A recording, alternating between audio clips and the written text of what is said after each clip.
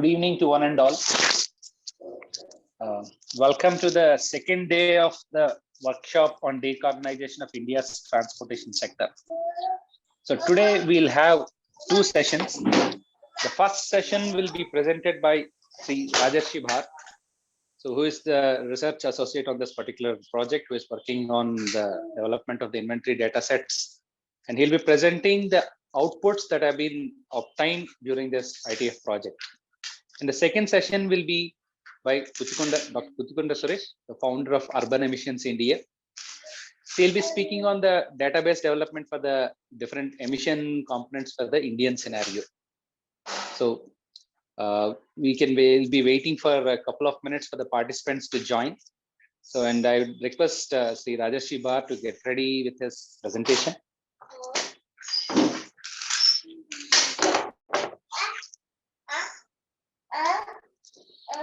Rajarshi. Yes, I am ready. Like whenever you ask, I will share my screen. You can share the screen. We'll get ready. So okay. We'll wait for 5 minutes. At 5:05 we can start the session. Okay.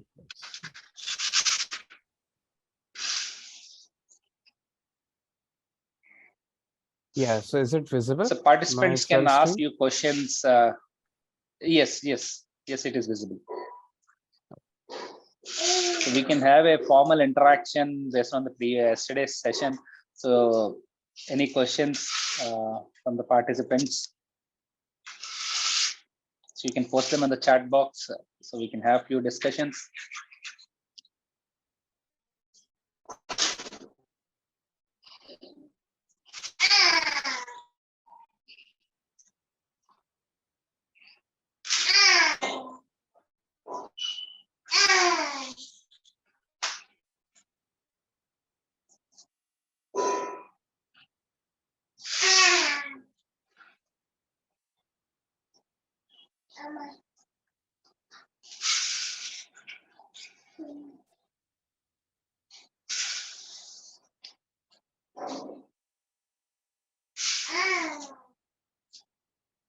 So any questions from the participants?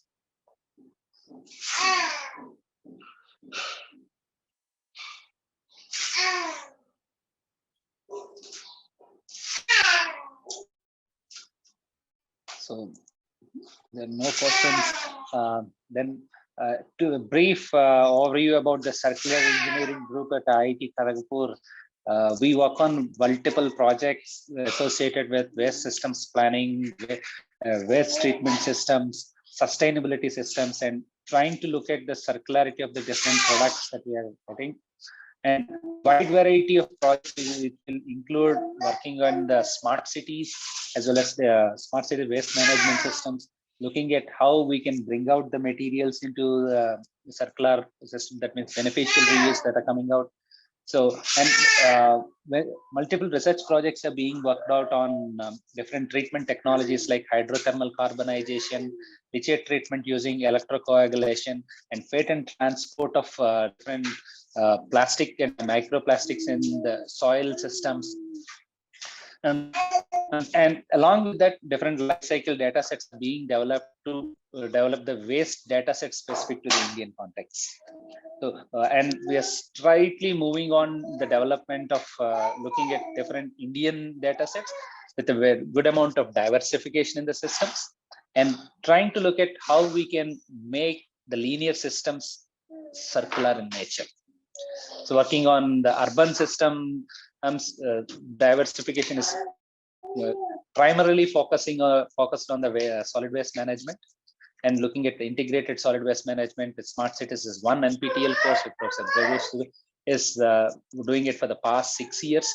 Along with that, sustainability design and life cycle thinking is there. Plastic waste management, electronic waste management are the 4 courses which are being offered through NPTEL. Yeah. So that you can visit all those particular resources register to them, have a very good knowledge on what is happening over here. And similarly, the circular engineering group at IIT Kharagpur, in collaboration with the Be Waste Wise, is organizing multiple seminars, which is being moderated by Professor Brajesh Dubey. So you can be a part of that particular sessions in the brainstorming in different issues that are there with the solid waste management. And similarly, you can put up different ideas over there, which will be helpful in strengthening the bonds of industry, institute, and governments. So this would be the brief overview of the circular engineering group, which is being led by Professor Rajesh Dubey. So it's 5:05. I hope we can start the session. So I would request Mr. Rajesh Bar, who is a research scholar at IIT Kharagpur. So he'll be presenting the overall results that we have obtained, the outcomes of the ITF IIT Kharagpur project, mostly on the biofuels components, the data sets that we are developing. So welcome, Rajesh. So you can start.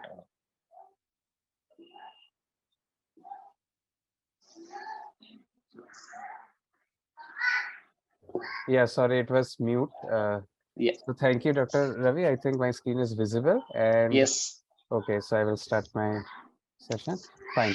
So before straight away digging into the presentation, I would first like to thank my supervisor, Professor Bradesh Kumar Dubey, for setting the tone for this workshop in such a wonderful way as we started yesterday. You have first highlighted the significance of sustainability, how it is much more important from today's context. Then introducing the concept of life cycle design, then explaining how life cycle assessment works, and then how we can use the information that we get from these results and further design the product in a more sustainable way. Then it was followed by the talk of Dr. Ravi Shankar Chila Reddy. So he had then much more focused on the transportation sector, not only just on the biofuels, but different components of the transportation and not just road. He gave us an overview of the entire transportation sector, including railways, roadways, airways, and showed us like how the footprint, how the population is impacting the transportation sector, how much GHG emissions are coming out of there. So after that, we had a talk from Mr. Samadar, who shared his views on how this going forward hydrogen energy based economy will push us to reach this carbon neutral targets, carbon zero targets, by exploring various options like electrolysis, water splitting to produce hydrogen, and thereafter using the same hydrogen to produce ammonia, which will be then used for as a fuel for different activities. So today, by working on the same platform that they have, the tone that they have set yesterday, today I'm going to present the work that is done by IIT Kharagpur along with ITF on supporting the life cycle assessment activities to decarbonize the Indian transport sector. Along this particular presentation, I will be sharing with you first a brief overview of how we and why we have to organize this particular workshop. What are the major points, major factors that are playing around that impact the road transportation sector in terms of the GHG emissions, and thereafter sharing some of the vital findings that we saw when we looked into the various life cycle activities of biofuel production, and in fact this ICEV vehicles, how when they are manufactured and when the lithium-ion batteries are produced, some of those points as well. So moving on with the presentation. Okay. Yeah. So the first slide. So this slide, as you can see, that the question I'm trying to ask, that what has led us to this workshop. And I know that everyone can easily infer that the keywords that might be coming to your mind, those may be, yes, there's climate change, global warming, rise in sea levels. So all of these are the answers that has led us to perform or to organize this workshop. And already several studies have estimated that by the end of this century, there will be a rise in temperature of about 4 degrees centigrade, which will further obviously increase the temperature of the water bodies, which will further be a better breeding ground for various pathogenic organisms, and also does cause much more diseases and much more frequent diseases like malaria and dengue. Moreover, whenever the sea levels are rising, the coastal areas are getting inundated. So we see that associated migrations are taking place, which further cause various socioeconomic challenges.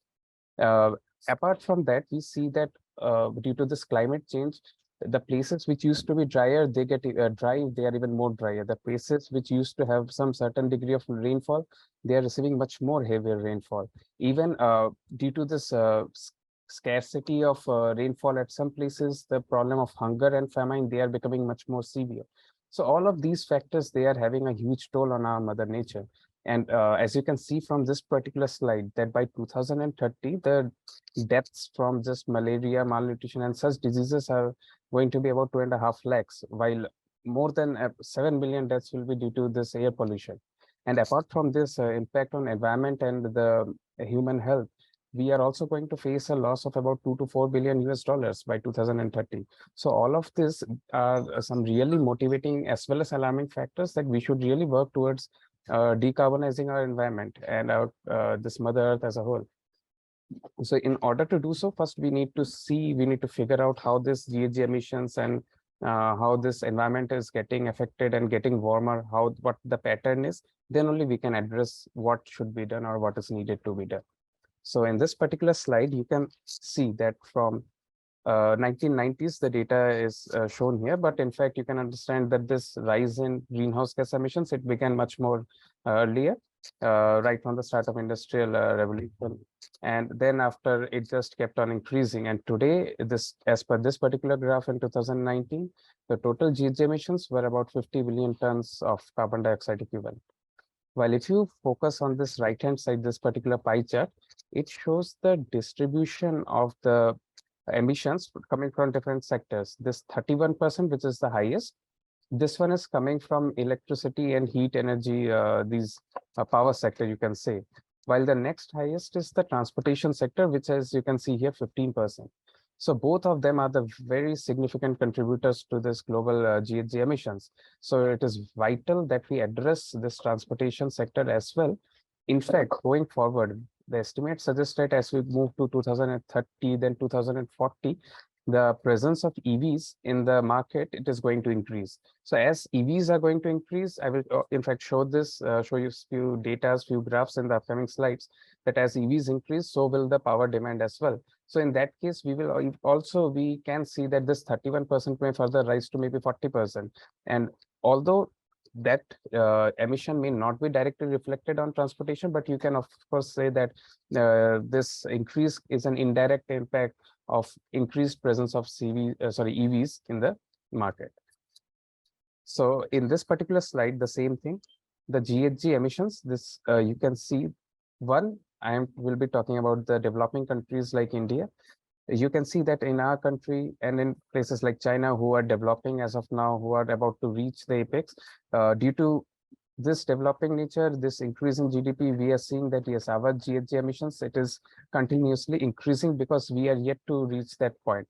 While the countries who are already developed, like the European Union, various European Union countries, and then US, they have already apexed their GHG emission peaks.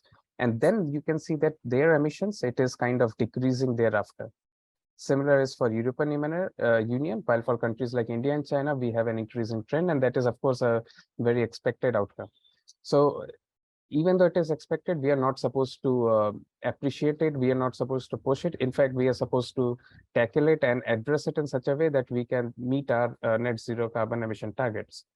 So in this particular slide, the same thing is shown in a more summarized way. You can see that currently China is the largest emitter with 26%, followed by US, and then India stands at about fourth position with a 6.5% of contribution to the global GHG emissions.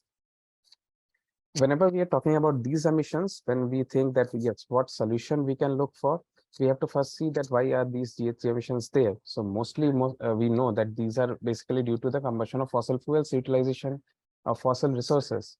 So whenever from our primary classes, our schools days, we have been taught that yes, we should go for renewable energy, clean energy, green energy. So, but these terms have been frequently used, maybe sometimes synonymously, but before digging deep, I would like to just briefly touch upon these.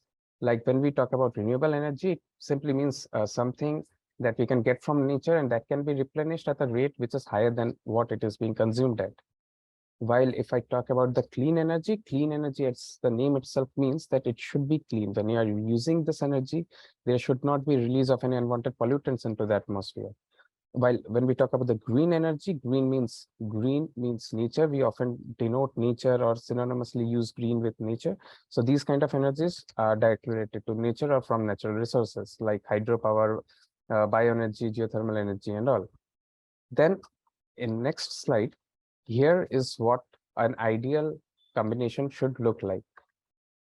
For example, renewable energy is this blue color and green energy is a subset of renewable. Not all the renewable energy sources can be termed as green, while at the same time, not all the green energy sources can be renewable. So we have to look for an option that is renewable, preferably green, but definitely it should be clean. So this particular overlap, this is what we are looking for, and this on the right-hand side, this can be how we can kind of jot it down in our memories to correlate these terms. Now, since we are particularly interested from the road transportation area, so I would first like to relate how this presence of vehicles will be there in India as we move forward. In this particular graph, you can see that going forth, our GDP is continuously rising. So there is a subsequent increase in the presence of these four-wheelers as well, because it is an obvious thought. We have more money in our pockets. Of course, we are going to buy a four-wheeler. But interestingly, uh, you can see that the presence of two-wheelers, it is at apex at somewhere around 2035. Thereafter, it falls, but the four-wheelers, it continues to increase. So that is one interesting observation that we can have in our mind.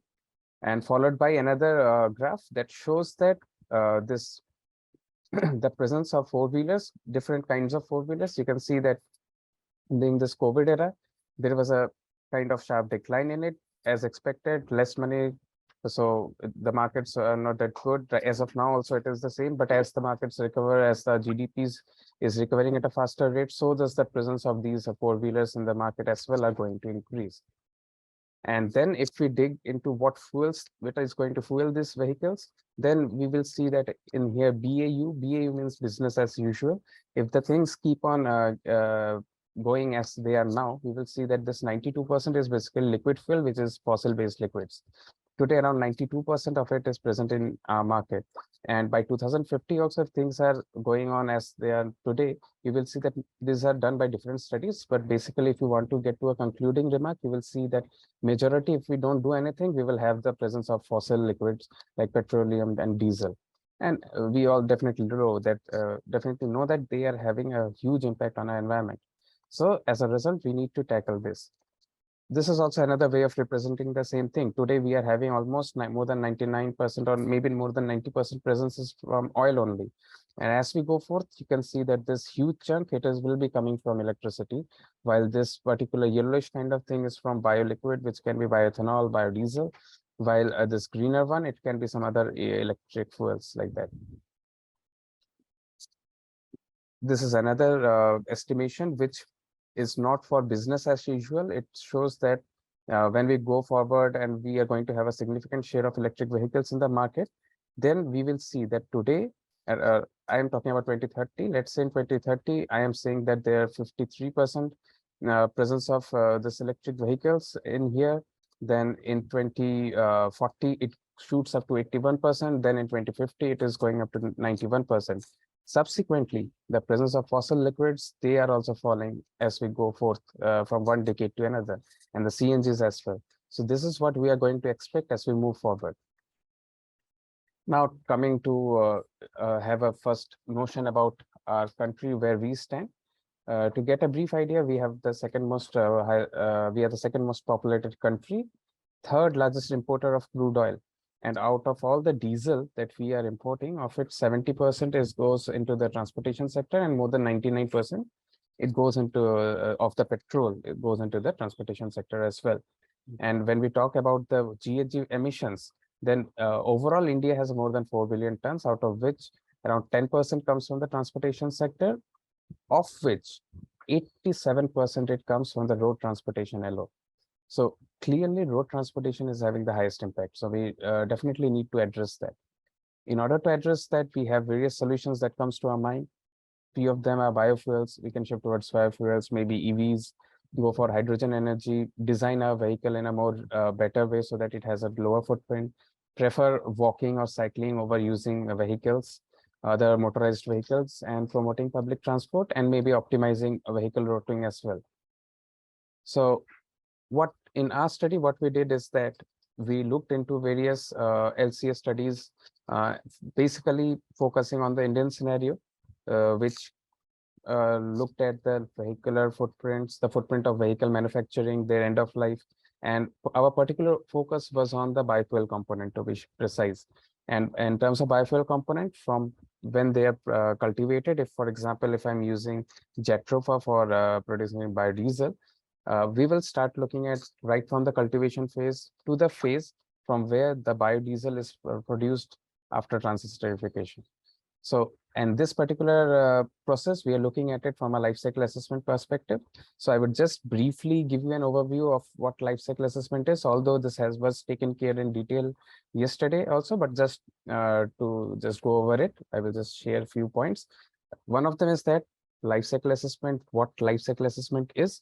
It is basically a tool, a technique through which we can determine the environmental footprint of a process, a product, or an activity for a certain duration. It can be throughout its life cycle. It can be for a part of its life cycle. But when we are going to address or we are going to perform life cycle assessment, it has got various fragments. One of them is the goal and scope. It begins with the goal and scope. We need to be very sure about the goal and scope. We need to identify what the purpose of doing a life cycle assessment is, who are targeted audiences, what is the functional unit, what is the system boundary. Like these are some of the commonly used words, commonly used keywords that we often hear when we are doing life cycle assessment. After we are sorted with our goal and scope, we need to build an inventory. And inventory is basically a database where, not a database actually, inventory is basically a table where we feed all the inputs and outputs that are there in our system that we want to analyze in terms of, you can say, like what amount of chemicals I'm putting into a system, what amount of emissions or any other waste that are coming out of the system, that particular mass balance, the flows should be there. Similarly, the energy balance should be there. What amount of energy is being consumed? If we are generating something, what amount of energy is being generated? All of these inputs and outputs from a particular system, they have to be fed into the table. And based on this particular data, we then analyze this environmental footprint of a particular system by using various assessment methods, like Recipe 2016 is a very common used one. Impact 2002 plus is the eco indicator. I think another one is there. So there are various life cycle impact assessment methods. By using those methods, we get the results, and then it's not just that we can get the result and we can just put it somewhere. We have to interpret it, we have to draw some conclusions, and then based on those conclusions, we have to put some recommendations as well, like what we have to do in order to address the environmental hotspots that we are looking at, like how can we reduce the footprint. So these kinds of recommendations are to be provided whenever we are performing a life cycle assessment. So that is one thing. So now moving on to the scope of our project with ITF was that we basically mostly looked at the biofuel component, particularly bioethanol and biodiesel, looking right away from the cultivation phase to the biofuel production phase. We didn't look into the combustion of the biofuel along with maybe a blending ethanol with petroleum and then combustion phase. We were not interested in that. Our scope was limited to the production of the biofuel. While when looking into the vehicular component, we looked into ICEVs, that is internal combustion engine vehicles. We looked into their manufacturing, their assembly, then delivering it to the market, and finally their end of life phases. While in terms of the EV sector, we were more focused on, to be precise, we were focused on the lithium-ion batteries, the footprint they have for their manufacturing and maybe end of life also. Then this particular thing, as I have already mentioned, why we performed this entire activity, the reason was that we wanted to build a database. There are already various established databases which we refer to often when we are performing LCA, but those are mostly for European or maybe Western nations which have a well-developed database from where they can refer to. But in Indian context, we are still in a stage where we are making our database really strong so that whenever we are doing some LCA studies in terms of Indian context, we can look for those particular data in this database and can build a life cycle assessment system that is more reliable, having less uncertainty and all. So this is really important so that we have our Indian database of our own So that is what IIT Kharagpur is doing for this biofuel production, and similarly for this vehicular component as well. Secondly, this particular data set, it is to be integrated with a GREET model, which is specifically designed for addressing the impacts of the transportation sector on this global warming as well as the energy footprint. So this entire thing is to be fitted into the GREET model and its system boundaries. Secondly, another scope that we have is the capacity building, then engaging with different stakeholders, and then making a kind of awareness campaign by using workshops and webinars like this one. Maybe we will share our views with all of the participants, registrants who are here, and maybe we can discuss with you and learn something new from you as well. So that is how we are trying to go forth, by have a knowledge sharing session, increasing our awareness like that. And just since we are going to integrate it with GREET, I will just give you a brief like what GREET is. GREET is basically an abbreviation. This is a software that simulates the life cycle assessment or runs this model, and is developed by Argonne National Laboratory. And the full form of GREET is, as you can see, the greenhouse gas regulated emissions and energy use in technology model. This is the full form, and it simulates the emissions that are coming out from a certain vehicular model, and then the energy consumptions as well.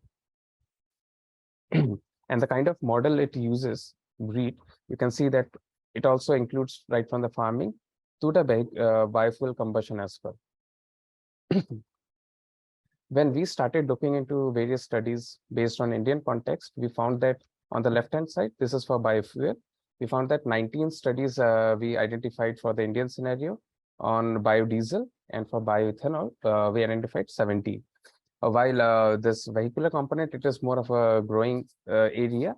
We are every day seeing new research, new work being done in this particular aspect. Same is the case for India also.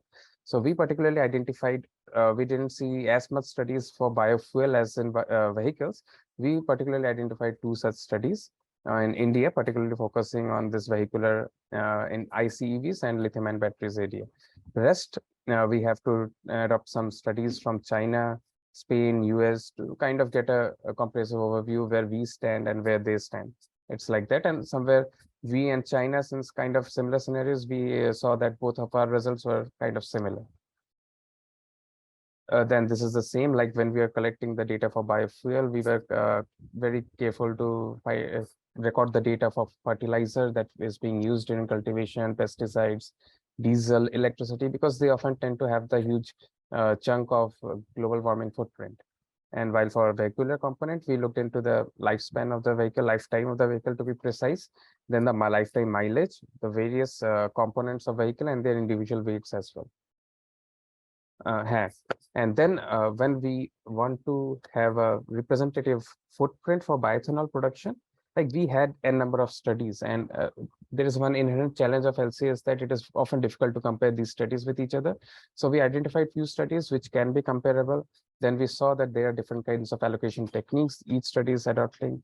We thought that yes, economic allocation is one such allocation which is really important and significant as well, and also has some certain appreciable amount of results so that we can come at an average value.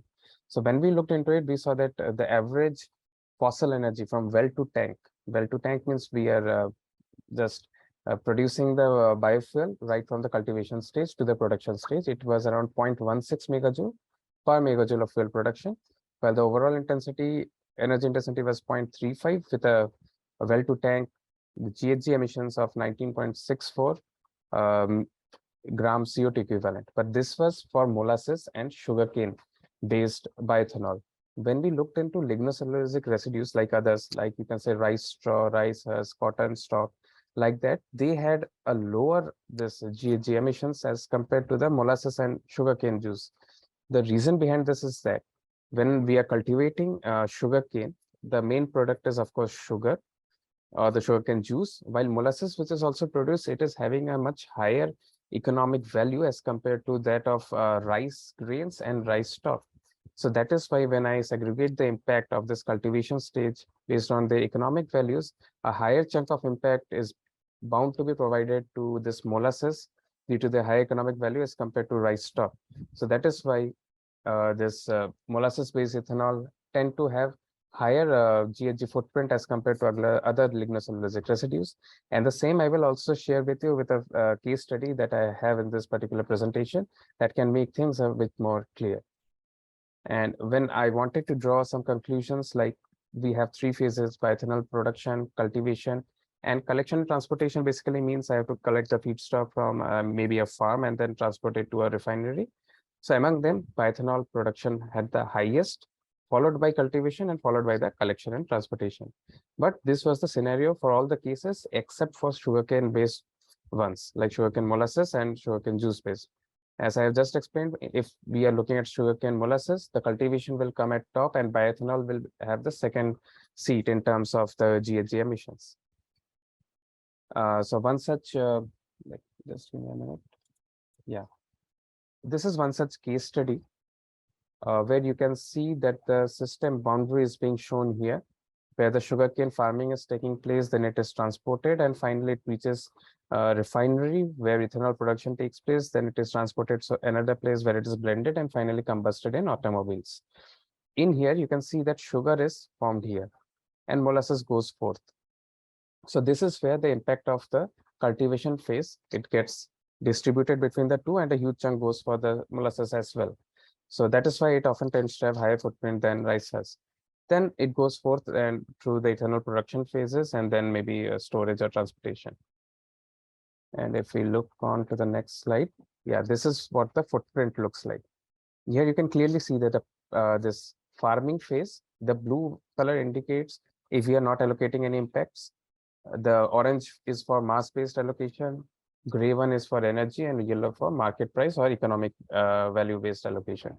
In all the cases, except, in all the cases, you can see that this farming phase, it is having the highest impact on GHG footprint terms, in terms of GHG footprint, as well as in terms of energy consumption.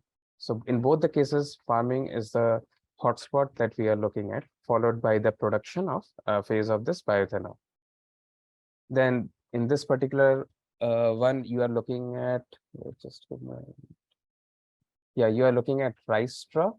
In here, the rice straw is a feedstock, and this particular study is adapted from a IOCL study who have looked into various pre-treatment techniques to identify a environmentally favorable one or to determine the environmental footprint.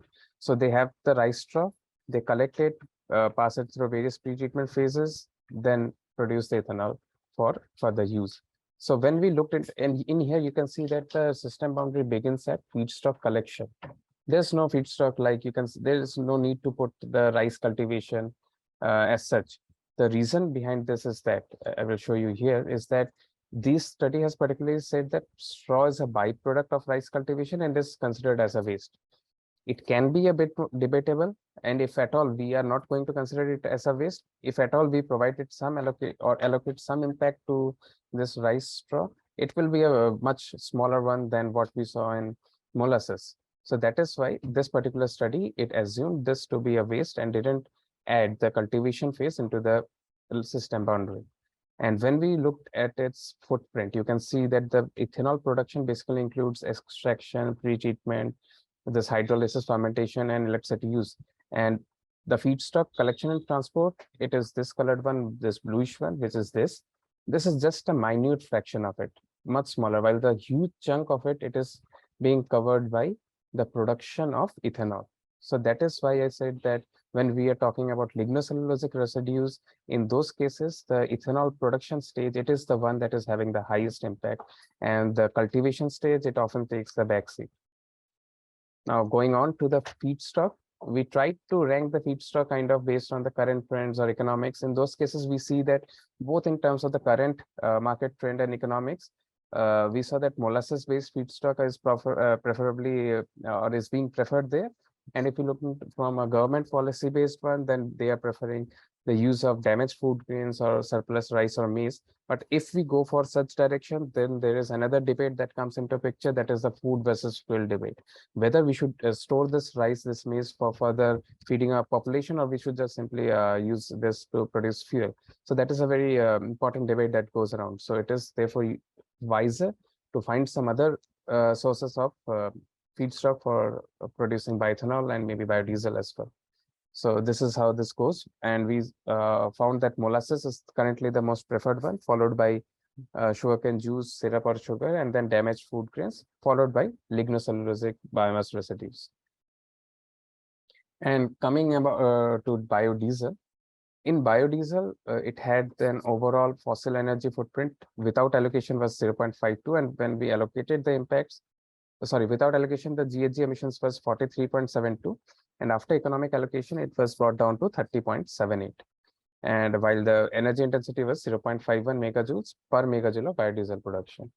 And these were the major feedstocks that are kindly being preferred. First is the palm-based, followed by jatropha, then karanja, then neem and mahua. These are the most frequently used feedstocks for producing biodiesel.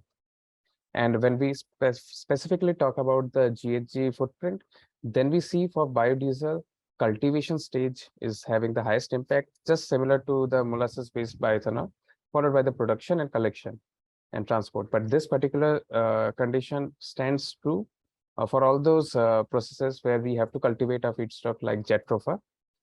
But same is not the scenario for third generation feedstocks like macroalgae and yeast.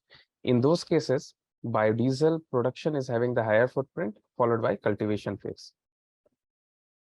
This is another case study that we had considered in our study, where biodiesel is being produced from microalgae. One set of microalgae is being cultivated using fresh water, while another one is cultivated using wastewater. In here, you can see that when we are going for fresh water, we are adding DAP, diammonium phosphate, we are adding urea. These are nutrients, we are adding carbon dioxide.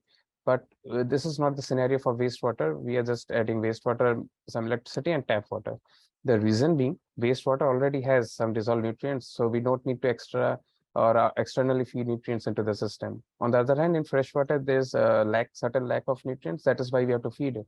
And please mind it that whenever we are feeding this nutrients, this urea is also a fertilizer. So these all have a very significant environmental as well as energy footprint. So that is why when we are using these, there is a huge jump in the footprint as well that I will show you in the subsequent slides. After cultivation, we it goes through flocculation, then centrifugation, then we extract the required thing and then transesterified it to produce biodiesel. And for this particular system, 1 kg of biodiesel was produced for all these mass flows that is shown here. And when we looked at the results, we saw that this FW is fresh water, WW is wastewater. And in here, GWP, FDP, these are all midpoint impact categories. GWP is global warming, FDP is fossil depletion potential, and then STP is human toxicity potential, then FETP is ecotoxicity potential, freshwater ecotoxicity, like that. So we are mostly concerned about these two, GWP and FDP, and in here you can clearly see that when we are using fresh water, it is having a much higher, cultivation is having a much higher contribution to the overall impact of global warming as compared to the one of wastewater. See, this blue colored one is more than half, less than half of it. So that is clearly due to this use of some external fertilizers, external nutrient source, external CO2 is also being added. So due to all those reasons, while this yellowish one, that is extraction, which is a component of the biodiesel production phase, it is having then the second highest footprint in terms of this overall GHG emissions as well as overall energy footprint of the microalgal biodiesel. Then this is a better representation of how much energy is being consumed. In here also you can see that extraction, that is the production of biodiesel phase, this is where the huge chunk of electricity is consumed. Then this is another case study that uses microalgae in raceway cultivation ponds, after which it is harvested. Again, the same thing occurs, and finally it is being combusted in engines.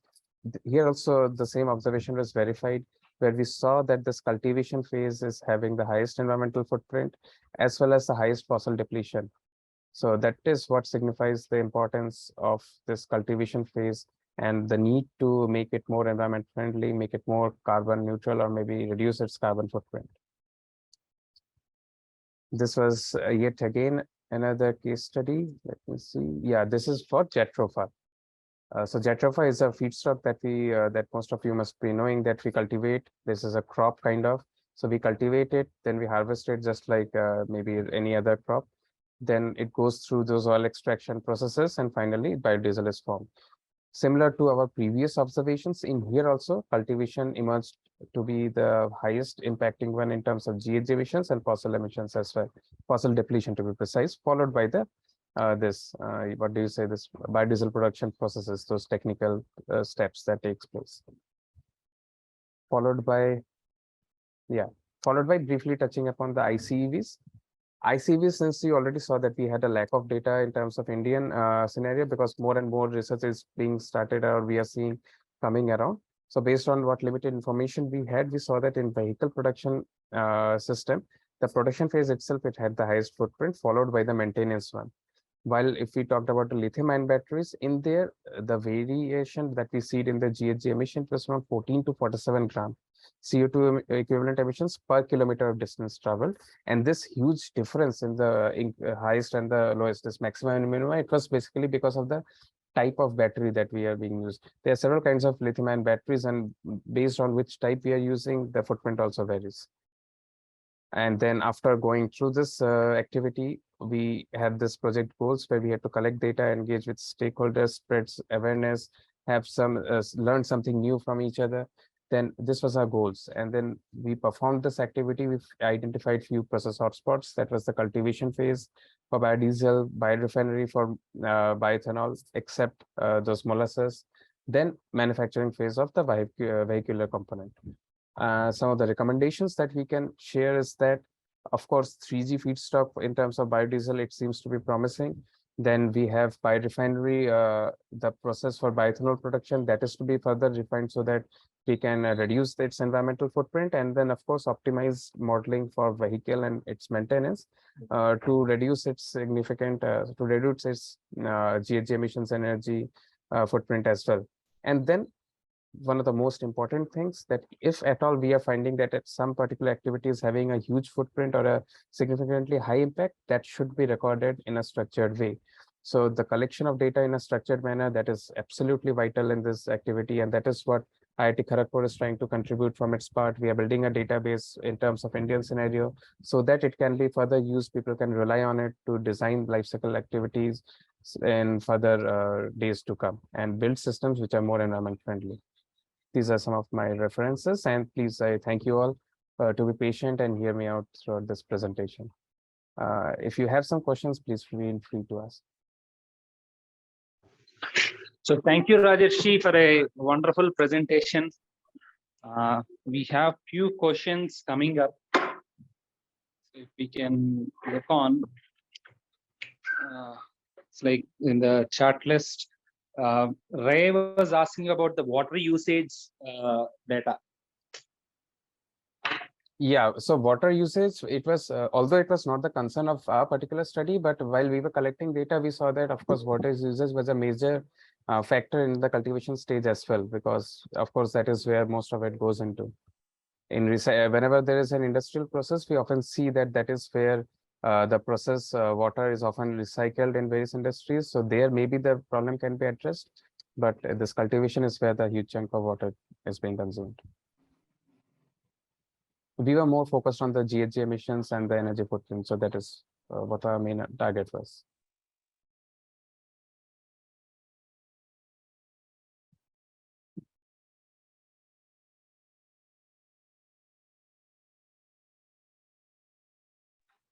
The next question is from Chintan. How do we account for soil nutrient and quality analysis in the LCA? Okay, so this can be done, for example, how we do LCA. Like if there is, when we look for nutrients, we often look for NPK content. So what we do is that if you have a sample of soil and you have something else to compare it with, in laboratory, what we can do is that we can get some NPK content of them. Then we can develop a relation that yes, this much NPK content is there. So this, based on previous literature, we can relate it, how much of it can be used. So comparing NPK content of two soils, we can just put it into the inventory and then further use it. So it comes into play when we are developing the inventory. So the amount of NPK we are getting, we can replace it with the subsequent NPK, synthetic NPK requirement. So that is how it works. For example, one good one can be, for example, in composting, In those cases, we often use biochar or hydrochar for soil amendment, and various studies, they already subsequently use it as an avoided burden for fertilizers, because when we are using hydrochar, we reduce the dependency on fertilizers. So that is how it helps in LCA. We are substituting one thing with something else. Sir, will you add any points to this particular one?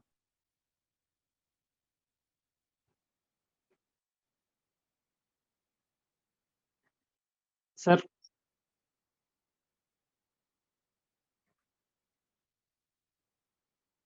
I guess we might be busy. Yes, Ravi, yes. You're saying something? Ravi, can you hear me? Yes, sir, there was a Yes, question. sir. Yeah. So there is a question in the chat box. How do we model soil, nutrient, and as well as quality in the LCA models? Soil, nutrient, as well as quality. Yes, sir. So again, it like what we want to like what is the objective? What is the goal and scope? Whose question is that? Can we have that person unmute? And Sir, it is typically where since we are using bio-based components, so in the farming activity and the cultivation activity, so we have soil interaction with the nutrients as well as the quality components are coming. So how do we model the soil nutrients in the LCA system? So that's the question, sir. I don't think so. The present LCA system does that. As far as I know, they don't do that part.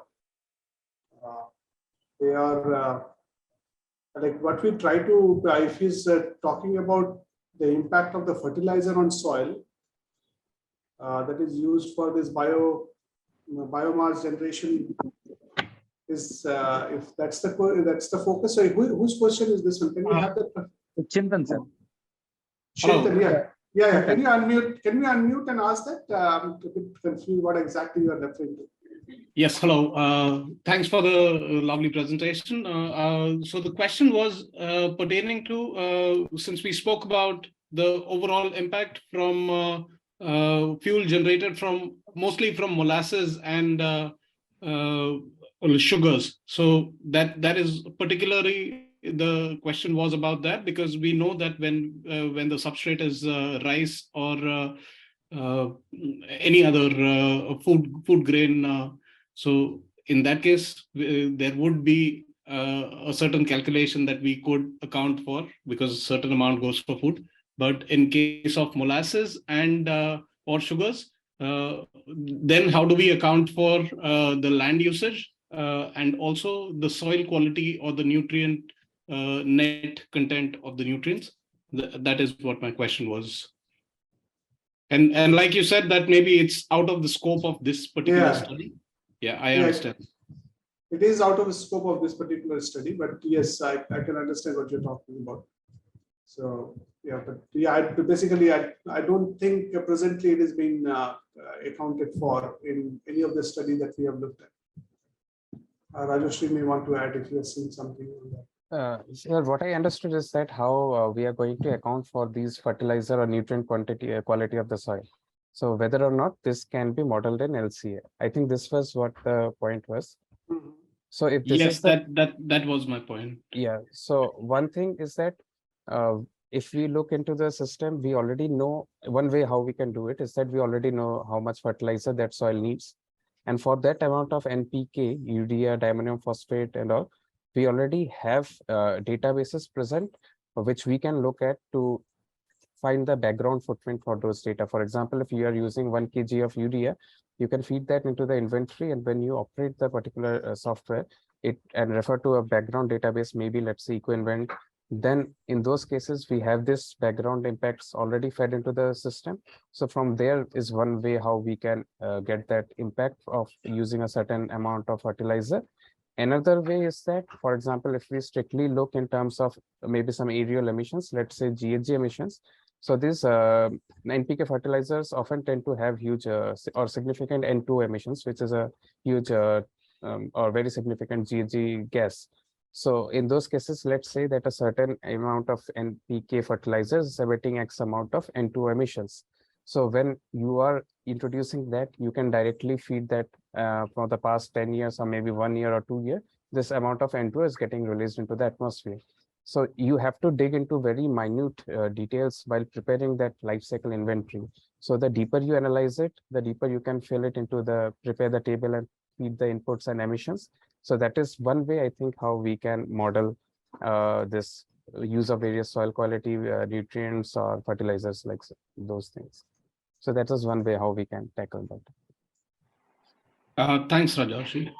You're welcome.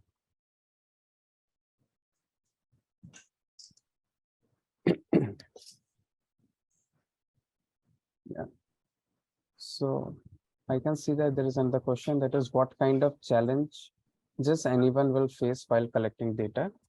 So that is basically, if you look into this question, challenges for collection of data. This can be particularly talking from Indian scenario.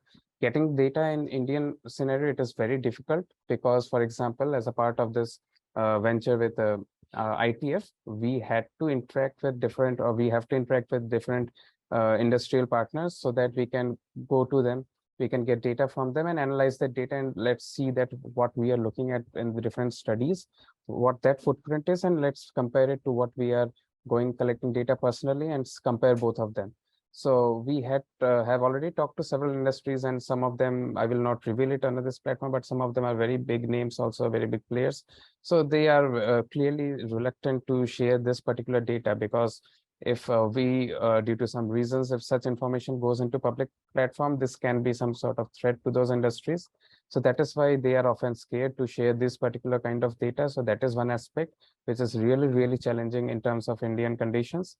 Another is even at times not just related to LCA, for any other waste management challenges as well, that I think Professor Dubey will be better equipped to address this question, that collecting data for various solid waste characterizations and ones, they are there, but they need to be more structured and more in a more better structured way like that.